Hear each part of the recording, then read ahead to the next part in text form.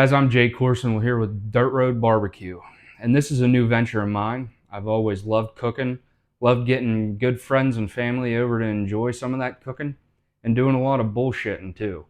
And that's what we're here for, and that's why I've always enjoyed cooking so much, is because it brings the people around you together and to spend some quality time. So that's what we're going to do here, and we're going to do a lot of different things, but tonight we're starting out with the first episode on my favorite cut of meat, the pork butt. I've always told everybody the pork butt is the best enjoyment per dollar cut of meat that you're going to find.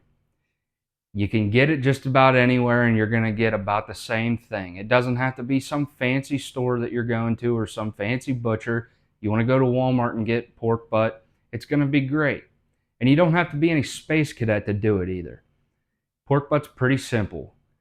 It's not like doing a brisket. You don't have to be babysitting that thing 24/7. And you can cook it in just about anything. I don't care if you do a pellet smoker, a charcoal grill, in your oven. Hell, I don't give a shit if you do it in the damn microwave. But we're gonna get it injected here tonight. Now, you don't have to inject your pork butt by any means. I like to do it. I'm a busy cook. I gotta be doing something. So I inject my pork butt, and I also think that it gets a little bit of that outside bark flavor that you're going for further into the meat inside the pork butt. I like to do my injection at least 12 hours before it goes on the cooking surface. You can do whatever you want. Hell, if you get it in there 4 hours before or an hour before, I don't think your preacher's going to come to your house and ask you to throw an extra 20 in the plate. You know, nobody's going to judge you. It's your meat. Do it however you want to do it. But this is how we're going to do it. So we're here tonight. Got my butter already melted here. And we're going to start adding in our rubs and a couple other things. And these are my go-tos with pork. I got the Fire and Smoke Society Sweet Preacher. And I've got Killer Hogs Bayou Blend. I take this shit in my back pocket to picnics. I love this stuff. I'm a Cajun fanatic. This is my go-to. We've got hot honey, little apple juice, and some brown sugar. Do it however you want to. Add whatever flavors you want to. I really could care less. But this is how I'm going to do mine. And so let's get over here and get started on making this injection. And so here we are. Like I said, I've already got this butter melted down. And what we're going to do is we're just going to add a little bit of apple juice here. We like to get a little bit of that apple flavor into our pork. And then we're going to go in with just a little bit of brown sugar. Now, this brown sugar, you don't need much of it. I mean, we're just trying to get a little bit of that sticky, maybe a tablespoon, just a little bit of that sticky sweet flavor inside the meat of this pork, right down to the bone. We're going to go in with just a little bit of Sweet Preacher here. Maybe a tablespoon, maybe it's not, I don't know. And then we're going to go in with some of this Bayou Blend. Get some of that nice coloring in there. And then maybe a tablespoon of hot honey here. And we're going to stir all this in on a low heat just till it gets mixed in here. You know, we just want to change the color of it here on low heat. And then as we get it mixed in there, we're going to crank that heat up until we get this stuff to just start bubbling a little bit. We want to bring it to just a small boil.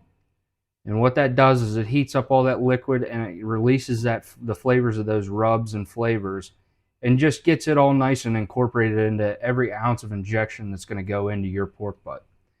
And that's what we're looking for. We want even flavor distribution throughout our meat. That's the most important part, I think, of doing a pork butt.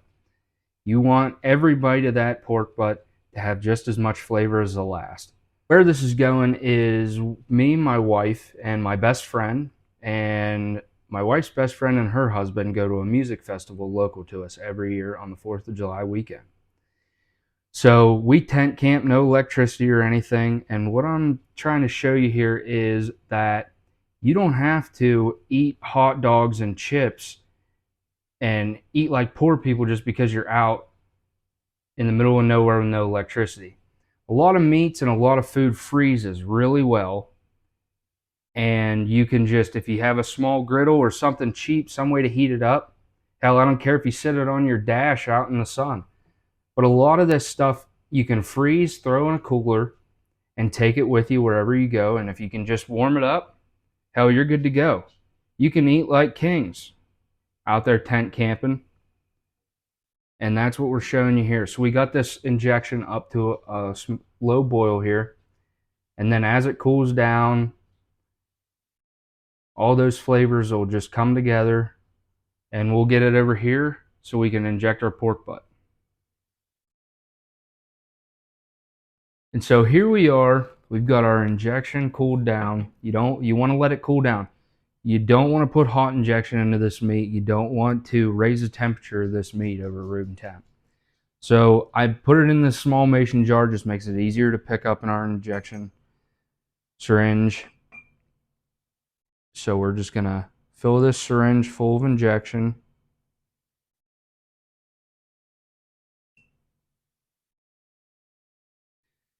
And some people will tell you, oh, so many inches you want to go. It don't really matter. Just get it into the meat and it's going to seep its way through there. I usually do 4 on the top of a regular sized pork butt in each corner.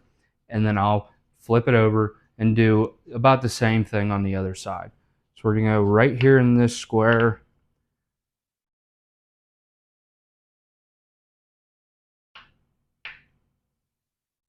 Right here in this square.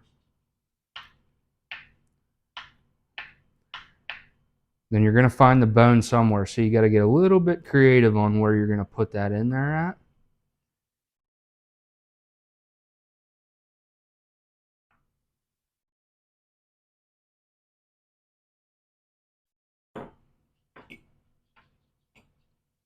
Then we're going to flip it over.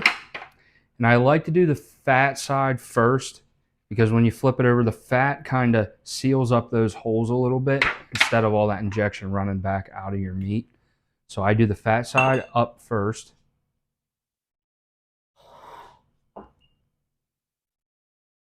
And then we'll get this back side. Like I said, you're going to find that bone, so sometimes you got to get creative with how you get in there with that injection syringe. And then you'll get shit everywhere because it'll squirt back out at you. But that's all right. We're making a mess. That's what cooking's all about. I've always said the best food makes a mess, so just go for it. She's a squirter.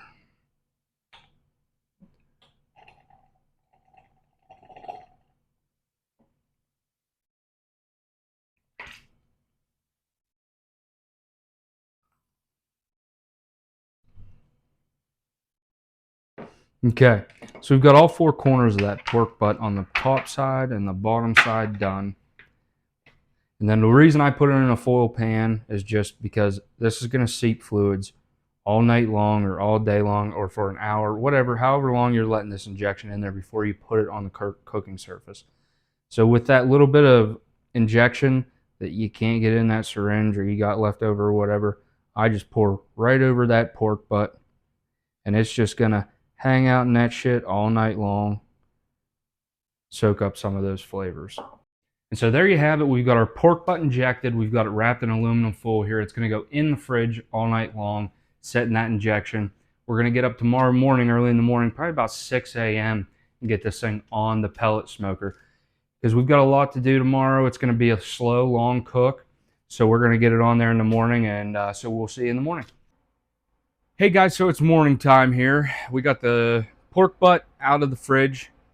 We got the pellet smoker turned on. I already filled the hopper up. For a long cook like this, just start off with the hopper full. That way you don't have any accidents and run out of pellets.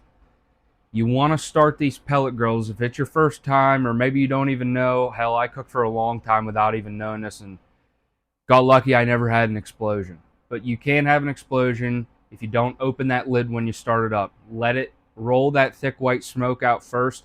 Once it turns to a dim haze, then you close it up, let it come up to temp.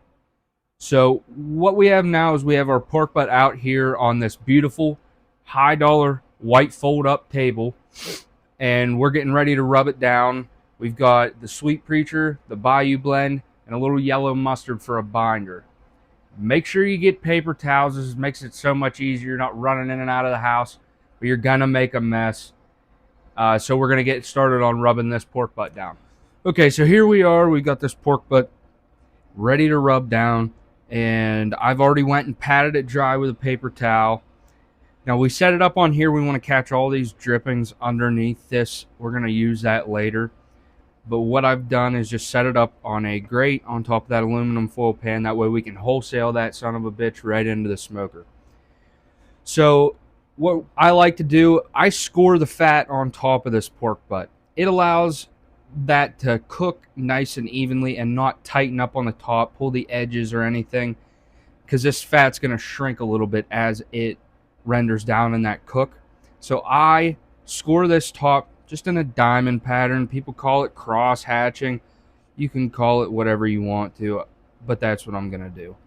You don't want to go down into the meat of this pork butt. You just want to get down through that fat.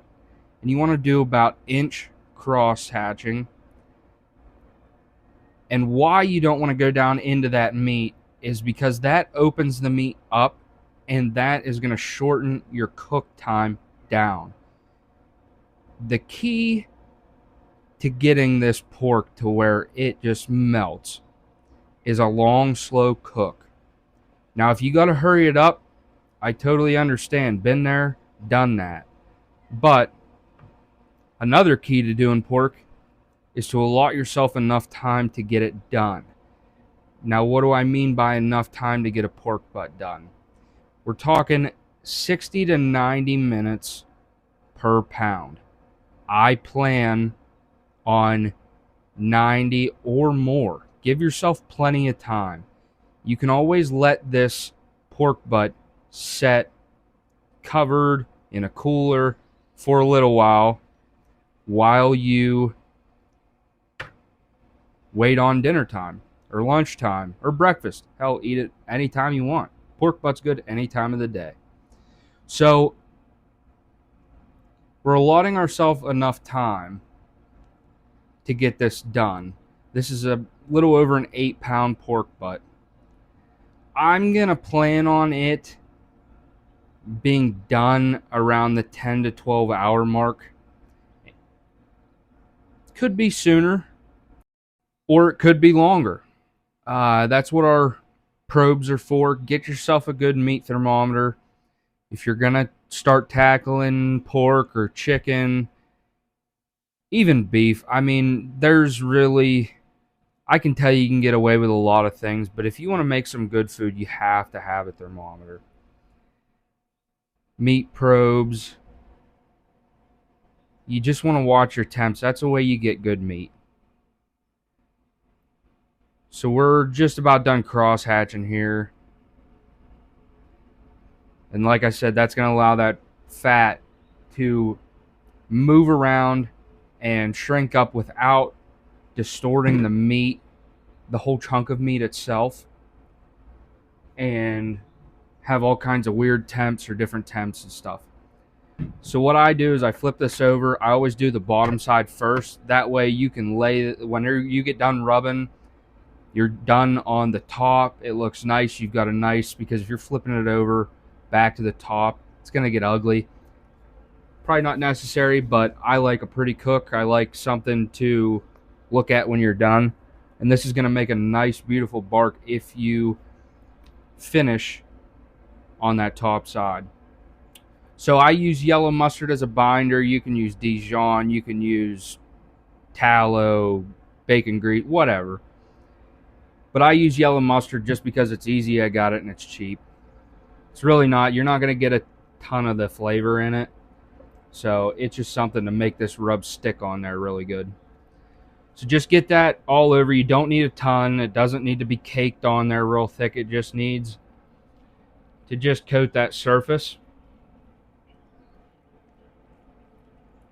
And that's what we're doing here. Get it on the sides. Make sure you've got it in the nooks and crannies. Gets that rub stuck on there real nice. This is the start of that nice bark that you're going for on this.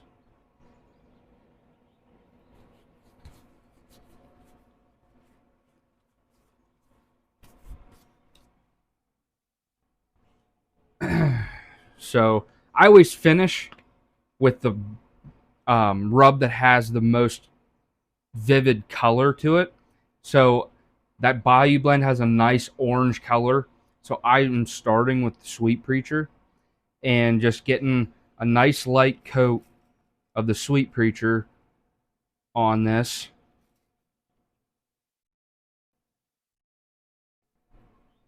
This first rub I don't go super heavy with, because if you go too heavy on that first rub you're using, or if you're only using one rub, that's fine too. I use 2 or 3, whatever.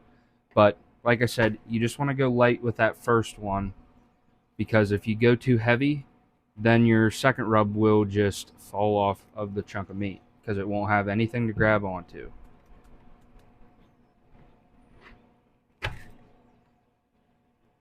So we're just going to go ahead and get these sides real nice.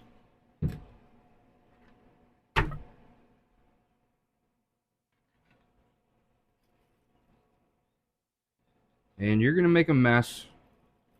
That's all right. That's what cooking's all about. That's part of the fun of cooking, is making a mess. My wife loves it. But I am a messy cook.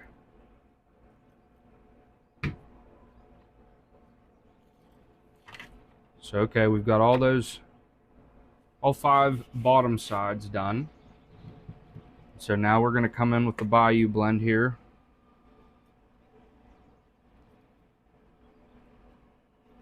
That coated up real nice.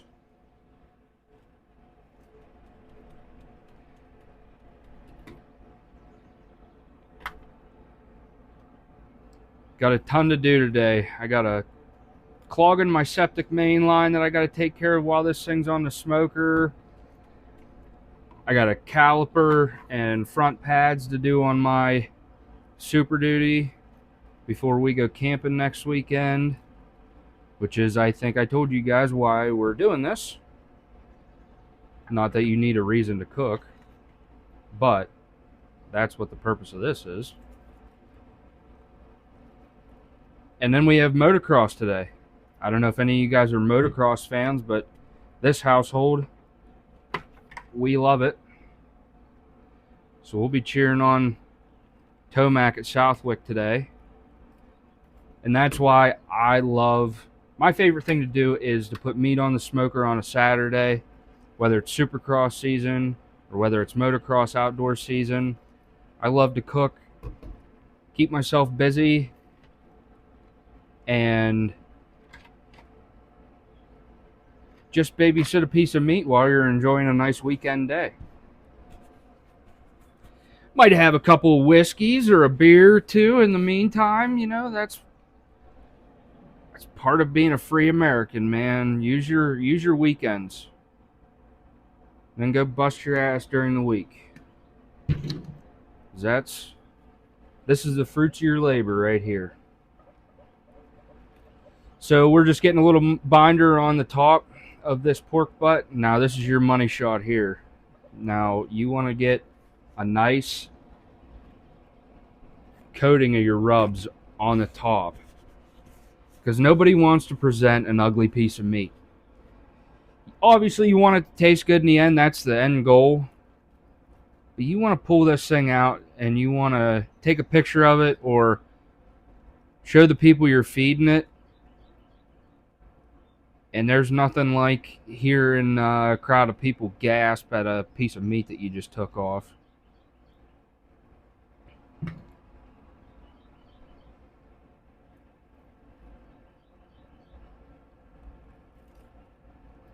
So we're getting this top part done here. Just throwing a little bit extra on the sides there, because you're gonna lose some, but you just want that on there. I like to pat it in a little bit, make sure it's stuck in that binder real good.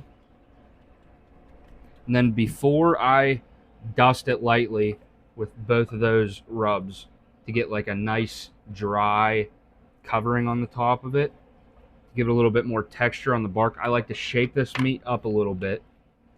Just get it on that rack set nice. And then I will go back in on this top and give it a nice, just a light, dry dusting to give it a little bit of texture on top of the meat. Now we're going to try and open these cross hatches up a little bit just to catch a little bit of this last coat here.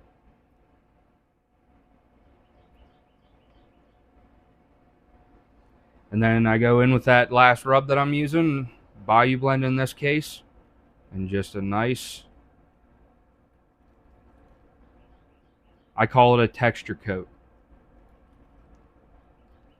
Nice peaks and valleys on those grains of rub. That's what's going to make it real nice and pretty. So the probes are in the pork butt now, and for this first section, we're closed up and ready to rip. It's going to be a few hours before we do anything with this. It's probably going to be 5 to 6 before we get the bark that we want. It's going to be around that 170 point where we wrap it. But I'm going for bark. I'm not going for a temp. So if that bark is where I want it to at 165, then that's where it's going to be, and we're going to be done with this first section. But the bark is what we're going for. Now around like hour three or 4, we're going to come in and start spritzing this thing with apple juice. So we will be back for that, and we're going to do that. You don't have to do that by any means. I've done plenty of pork butts without spraying it at all. I'm going to do it on this one just to show you guys what I do. But yeah, we're going to be around that 3 or 4 hour mark when we start spraying that pork butt down. So just to get your times, get your shit in a handbasket before you get to that point. That's just an idea where you're going to be at. But as for right now, we're not going to do anything for a while except for get shit done around the house. So we'll be back when we start spraying that pork butt down.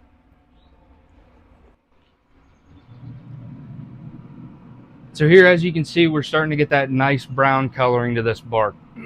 What we want to do is we want to keep that intact. And if we can add some flavor to it while we're doing it, all the better. So we're just going to spritz this pork butt down. Keep that bark moist.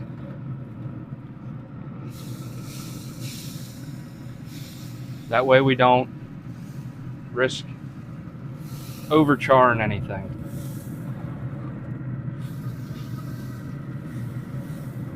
We just want a nice glisten on this bark.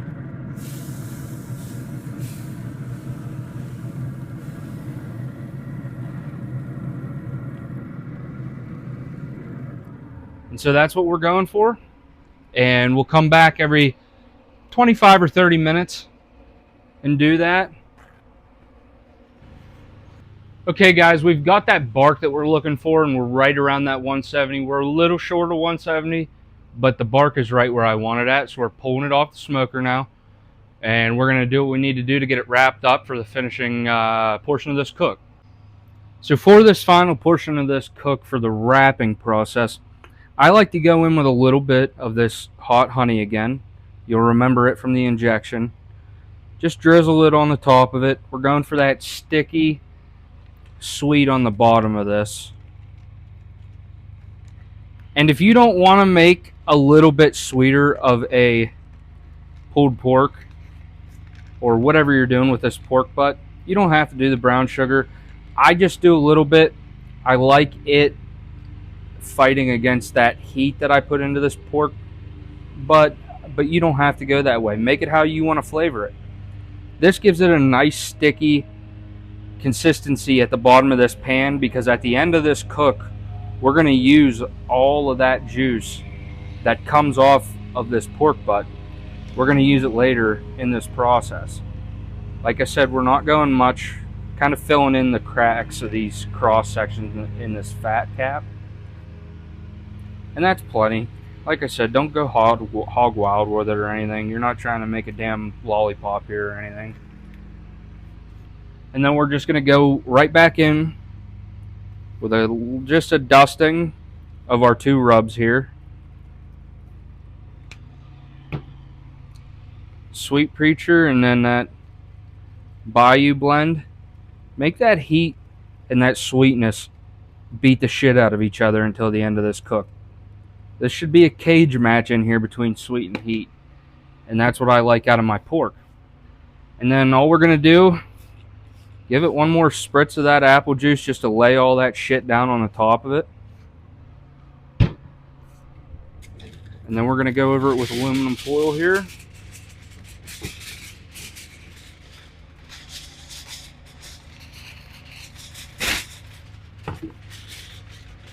And like I said, this is the kind of bark that we're looking for here. It looks a little charred on the outside of those fat caps, but once we wrap this up and put it in for this final cook, it's going to soak a lot of moisture into that bark and bring it right into where we want that bark at. So don't be afraid if it looks a little black. You don't want to totally char it, but that's what I'm looking for in that bark, around that 170 mark.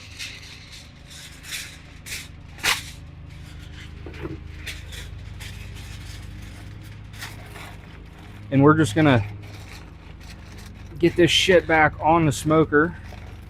You can probably hear my wife over there. She's learning how to run the lawnmower today. She wants to start mowing, so have at her, I said. One less thing I gotta do. So we got this pork butt all wrapped back up here. We're gonna throw it on the smoker here, and we're gonna bring this right up to around that 200 to 205 mark. All right, guys, here we are at the end of our cooking day. This pork butt is at 202, and that's where it felt right at to me. You know, 195, 205, wherever it feels right, that's usually your range.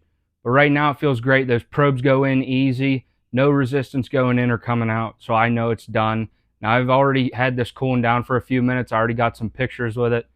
So it's ready to come off of there, which is great because this Western Pennsylvania humidity is hitting harder than a drunk stepdad at this point. I am sticky, so we're getting this shit done and over with.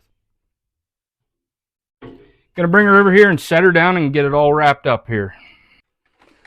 All right, let's get this foil ripped off of here.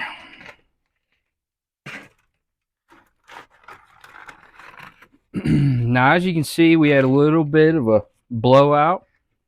Kind of split apart right here a little bit. That's just showmanship stuff. You won't even be able to tell what that looked like whenever you're eating it. But anyhow, we got a lot of this moisture down at the bottom of this pan. Now we're saving that. We're going to use that.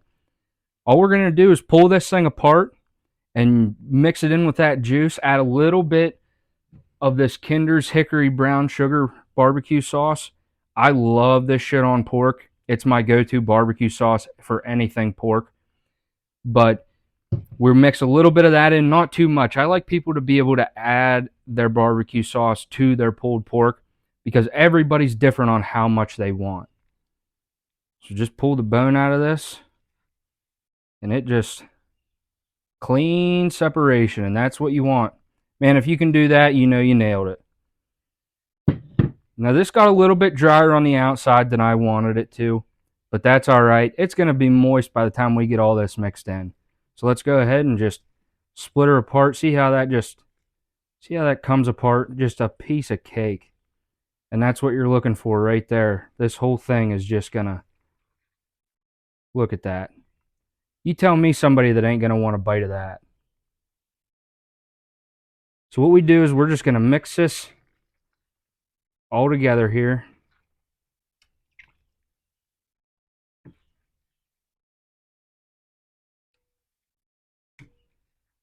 We don't want to totally shred this. We want some big portions of it because when, you know, with what we're doing with this is we're freezing it and taking it camping with us. So it's going to be moved around and stuff. I don't want this stuff to be like sawdust at the bottom of this pan and just turn into one big milkshake of pork. So I like to just pull it apart in big, you know, not big, huge sections, but nice strips. You know, some people like to do all this heart surgery on these pulled porks and, oh, this piece is the money piece, you got to leave it. Who gives a shit? It's all going to the same place anyhow. So I just shred all that, and it's going to get mixed in with all those juices at the bottom. And then right when I get to about this portion of just getting almost done shredding this meat up. Then I'm going to go in with this hickory brown sugar barbecue sauce. And I just like to coat that top a little bit. And that's just going to add some of that barbecue flavor into that pork fat roux that we have at the bottom of this. And like I said, we're not shredding it real fine. We're leaving this pretty well put together, We just want big, like, look at that. I mean, you can't beat a piece of meat like that. So we're just mixing this all in, making sure that all the meat has this basted all over it, because we want it to be moist whenever we heat it up, or if you're serving it right away, we want this to all be coated and all this meat to have all that flavor that dripped off of this pork. We're putting it back into that pork right now.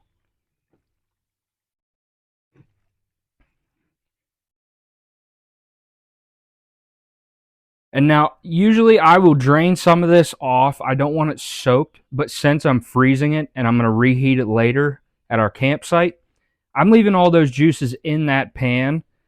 So when we go onto the griddle to warm it up at camp, this all is going to keep this meat real nice and moist, and it's not going to dry out on the griddle top. So when it freezes, all this will soften up, and it'll go on there and cook down on that griddle with all that meat. And so, guys, that's pulled pork. That's how I like to do it. I hope you guys get a chance to try this and share it with some friends and family. Have some good bullshitting sessions. You can do whatever you want to with this. Pulled pork tacos, barbecue sandwiches, eat it on a plate with a fork. I don't give a shit. That's good any way you spin it. But I appreciate you guys watching this first video, and we'll be back with more.